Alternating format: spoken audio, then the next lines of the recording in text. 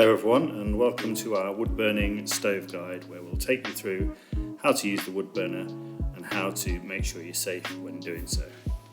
First of all, things that you need to remember to bring with you all the time. So, good pair of fire gloves. Now these are really useful for when you're just messing about with the fire, or if you need to take it outside, you can use this to grab the fire and take it outside, or to grab the flue and pull it apart.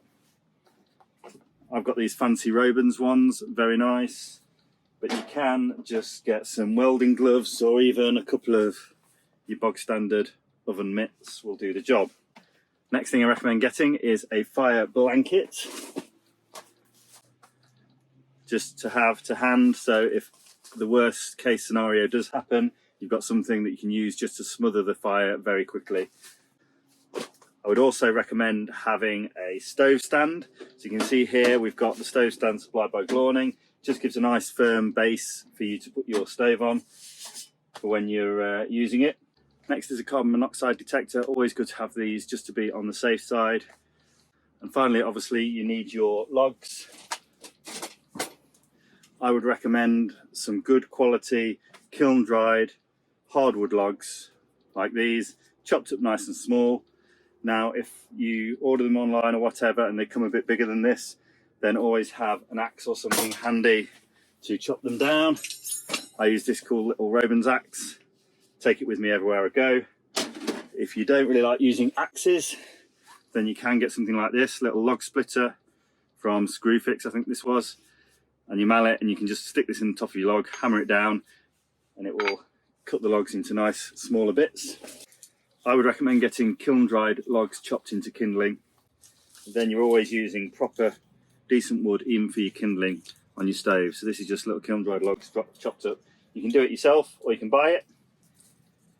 It just means you're not using bits of old pallet wood or bits of wood that you've used in DIY projects or whatever, which can give off a lot of tar that will collect in your chimney, and you don't want that running down the outside of your stove and getting on your tent. They'll also burn much more efficiently and hotter, so the quality of the wood is very important. The first time you light your fire, if you've got one of these black painted ones, you'll need to burn off the paint to cure it. Now what this means is light a very small fire in there first, and it will seem like it's smoking and it will smell a lot.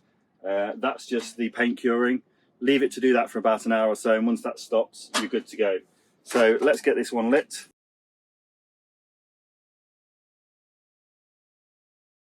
Okay, so lighting the fire is fairly straightforward. You simply place a fire lighter in there, get it lit, and then you want to build a little mini bonfire out of kindling. Just a few bits to start with, just to get you going away. It's a small log on top.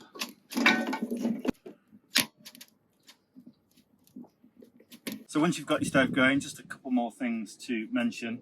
First of all, the draw. So basically the smoke will follow the path of least resistance. So if your hot air is going up the flue, then all the smoke will be going up there too. So make sure you've got a nice clean flame all the time. If your fire starts to smoulder and there's no flame and it's just smouldering away, that's when the smoke will start drifting out of other places. So keep that flame going nicely, keep the hot air going up the flue, and you'll find that all your smoke goes up there too. I tend to keep the air vent open, fully open all the time. Just means there's a nice flow of air going through there. Also, if you've got the doors shut, then open a couple of vents in the Glawning just to make sure you've got that airflow through, and to keep it safe, there's plenty of oxygen coming in through the tent. When you're cooking, these bits on the side are for just moving your pan off the heat if you need less heat, in case you're wondering what those were for. Also, a double wall flue. I recommend that everyone has a double wall flue. It just means that you won't damage your flashing kit if you're burning it too hot. Now these stoves should be burnt ideally at a temperature around 240 degrees. Now to do that, the best thing to do is get a stove thermometer that you can get that sits on the top or sits on the flue, and that will tell you what temperature your stove is burning at. However, if you do get carried away and burn it too hot, then you can damage your flashing kit, because that's only designed to take up to 300 degrees of heat. and it's very easy to keep throwing stuff on because it's nice and warm. So I would recommend always having this double wall flue. That means that you can burn it as hot as you like, and you're not going to damage that flashing kit because that air gap is protecting it. Check the sparkle arrestor at the top. If that's kind of getting sooty, then you need to clean your flue. I would recommend just cleaning it every time anyway, and then you're erring on the safe side. Each section can be cleaned separately. Just get a small toilet brush from IKEA. The ones for 50p from IKEA work really well, and just push that through the flue, and that will clean out any soot. If the stove starts to get a bit tatty because you've been burning it a lot or you've been using it outside and it started to get a bit of surface rust, all you need to do is put a bit of masking tape around the plastic bits and any metal bits, and then get some stove paint. You can get tins of stove paint from Amazon for about £10 a pop, heat-proof stove paint, and just spray that on and it'll come up really nice like new. Again, try and keep things away from the glass. If you build your fire in the middle so it's not touching the glass, your glass will stay fairly clean. This has got an airflow system so that the air flows over the glass and keeps it clean.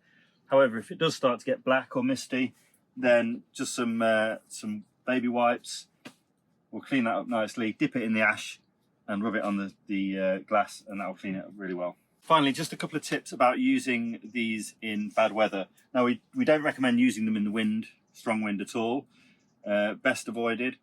However, if the wind does start to pick up and you are using the stove and you can't move it, maybe it's already lit, or you know that it's going to be windy, there are a few precautions you can take ahead of time just to be safe. So first thing I would recommend is some Jubilee clips.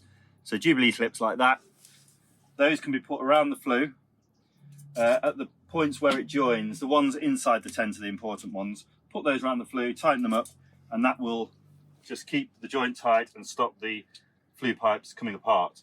Because what can happen is when the wind hits the tent, it can move the tent and that can pull the flue, and then the whole thing can come apart if it's not joined well. Also, I'd recommend putting something on the top of the flue so that you can pull a guy line down or a couple of guy lines to the floor to stop the flue moving around in the wind. Now you can just use a little carabiner through the top of the flue. What I did last time was I used a little tent peg, just a flimsy one, bent it round, put it through the top of the flue. I made a nice hook and then attached my guy line to that, and that held the whole thing down. So one final thing is, what do you do with your stove once you've finished for the weekend and you're ready to go but the stove's still burning like it is here? So just use your heat gloves to take the flue off the top of the stove, and then you can carry the stove outside. Just make sure to empty all the ash and everything under a bush and rake it into the ground, and then the stove will cool down quite quickly. Thanks for listening, and see you again next time.